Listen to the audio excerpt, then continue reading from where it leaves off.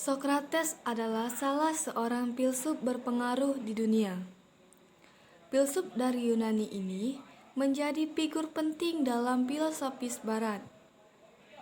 Hal ini karena Sokrates merupakan generasi pertama dari 3 ahli filsafat besar Yunani, yakni Sokrates, Plato, dan Aristoteles. Bahkan, bagi sebagian pemikir Barat, Sokrates dianggap filsuf pertama dan disebut sebagai bapak filosofi. Sokrates lahir di Athena antara abad 469 dan 470 sebelum Masehi. Ayahnya berprofesi sebagai seorang pemahat patung yang bernama Sophroniscos, dan ibunya bernama Painarete, yang berprofesi sebagai seorang bidan.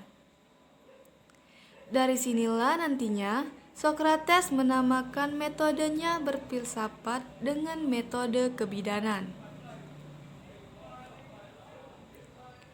Awalnya Sokrates dikenal sebagai seorang pengrajin batu yang mumpuni.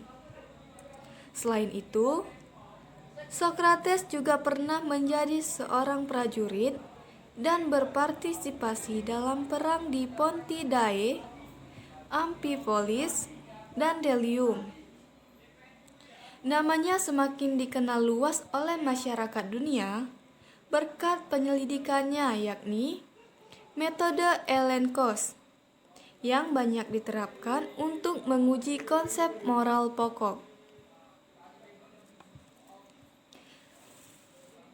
Sokrates percaya bahwa ia memiliki misi untuk mengarahkan warga Athena agar lebih menyadari nilai moral yang kurang diperhatikan. Diogenes Laertius, seorang penulis biografi para filsuf, bahkan memberikan penghargaan atas pendidikannya akan kesusilaan dan menyebut Sokrates sebagai pencipta etika. Namun, pada abad 399 sebelum Masehi, Sokrates diadili karena dianggap menganut ateisme atau tidak mempercayai dewa-dewa di Athena, dan merusak cara pikir para pemuda di sekitar kota dengan menghimbau mereka untuk mempertanyakan segalanya. Para pemuka di Athena menggunakan alasan bahwa Sokrates mengajarkan politik dan pandangan religius yang tidak lazim untuk menjatuhinya dengan hukuman mati dengan cara meminum racun. Kisah tentang pengadilan, pemenjaraan, dan eksekusi Sokrates ditulis dalam Defense of Socrates, Crito, dan Phaedo oleh Plato. Seperti apa persisnya ajaran-ajaran Sokrates kepada murid-muridnya, terutama kepada Plato, tidak seorang pun dapat membuktikannya secara dokumenter.